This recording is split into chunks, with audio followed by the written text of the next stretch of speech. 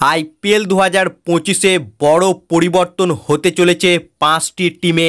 হ্যাঁ ফ্রেন্ডস, প্রায় কনফার্ম যে 5টি টিমের ক্যাপ্টেন কিন্তু পরিবর্তন হবে আইপিএল 2025-এ, যাদের মধ্যে 1 নম্বর রয়েছে রয়্যাল চ্যালেঞ্জার্স ব্যাঙ্গালোর টিম। হ্যাঁ ফ্রেন্ডস, আরসিবি যে টিমের অধিনায়ক ছিল ফ্যাব ডু প্লেসিস, তাকে কিন্তু পরের বছর আইপিএলে অর্থাৎ আইপিএল 2025-এ আর আরসিবির অধিনায়ক রূপে দেখা যাবে না এবং অলরেডি আরসিবি টিমে পরিবর্তন হয়েছে, যেখানে কোচিং স্টাফে পরের বছর অর্থাৎ আইপিএল 2025-এ মেন্টরশিপের কাজ করবে দীনেশ কার্তিক। অর্থাৎ দীনেশ কার্তিকের হাতে কিন্তু বড় দায়িত্ব রয়েছে আরসিবি টিমের পরের বছর আইপিএলের জন্য এবং দীনেশ কার্তিক মেন্টরশিপের পাশাপাশি ব্যাটিং কোচের দায়িত্বও সামলাবে। অর্থাৎ বড় পরিবর্তন অলরেডি করে ফেলেছে রয়্যাল চ্যালেঞ্জার্স ব্যাঙ্গালোর টিম এবং প্রায় কনফার্ম যে আইপিএল 2025-এ নতুন অধিনায়ক দেখা যাবে রয়্যাল চ্যালেঞ্জার্স ব্যাঙ্গালোর টিমের।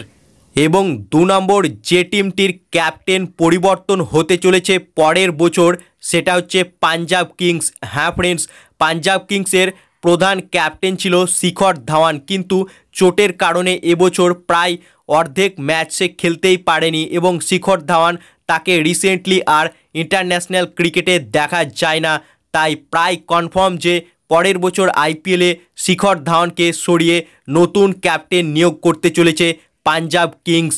এবং 3 নম্বর যে টিমটির ক্যাপ্টেন পরিবর্তন হতে চলেছে আইপিএল 2025-এ, সেটা হচ্ছে লখনৌ সুপার জায়েন্টস। হ্যাঁ ফ্রেন্ডস, লখনৌ সুপার জায়েন্টস টিমের ক্যাপ্টেন ছিল এবছর কেএল রাহুল এবং আমরা দেখেছিলাম যে হায়দ্রাবাদের কাছে ম্যাচ হারার পর কেএল রাহুলের উপর রেগে গিয়েছিল তাদের ওনার সঞ্জীব গোয়েঙ্কা এবং যেটা শোনা যাচ্ছে যে প্রায় কনফার্ম যে কেএল রাহুলকে কিন্তু লখনৌ সুপার জায়েন্টস আইপিএল 2025-এ ধরে রাখবে না এবং নতুন ক্যাপ্টেন তারাও কিন্তু নিয়োগ করবে আইপিএল 2025-এ। অর্থাৎ এলএসজি টিমেরও অধিনায়ক পরিবর্তন হতে চলেছে পরের বছর।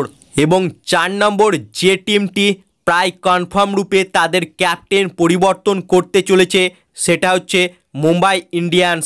হ্যাঁ ফ্রেন্ডস, মুম্বাই ইন্ডিয়ান্স টিমের ক্যাপ্টেন ছিল আইপিএল 2024-এ হার্দিক পান্ডিয়া, যাকে গুজরাট টাইটেন্স থেকে ট্রেড করে এনে সরাসরি অধিনায়ক বানিয়ে দিয়েছিল মুম্বাই ইন্ডিয়ান্স। তবে হার্দিকের নেতৃত্বে একেবারে বাজে পারফরমেন্স করেছে মুম্বাই ইন্ডিয়ান্স টিম, তাই হার্দিককে কিন্তু প্রায় কনফার্ম রূপে তারা অধিনায়কত্ব থেকে সরিয়ে দিবে পরের বছরের জন্য।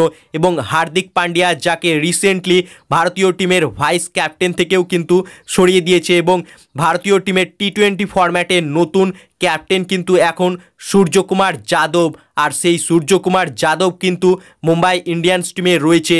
তাই পরের বছর কিন্তু মুম্বাইয়ের ক্যাপ্টেন আমরা সূর্যকুমার যাদবকে দেখতে পেতে পারি। এবং 5 নম্বর যে টিমটির ক্যাপ্টেন পরিবর্তন হতে পারে আইপিএল 2025-এ, সেটা হচ্ছে দিল্লি ক্যাপিটালস। হ্যাঁ ফ্রেন্ডস, দিল্লি ক্যাপিটালসের ক্যাপ্টেন্সিতে আমরা পরিবর্তন দেখতে পেতে পারি পরের বছর এবং অলরেডি দিল্লি ক্যাপিটালস টিমে পরিবর্তন হয়ে গিয়েছে, যেখানে তারা তাদের হেড কোচ রিকি পন্টিংকে সরিয়ে দিয়েছে এবং তার জায়গায় সৌরভ গাঙ্গুলিকে নতুন হেড কোচ হিসেবে নিয়োগ করেছে।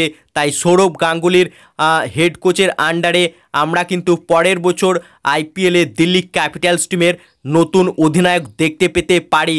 এবং আরও একটা রিউমার শোনা যাচ্ছে যে ঋষভ পান্ত সে কিন্তু পরের বছর চেন্নাই সুপার কিংস টিমে যোগ দিতে পারে।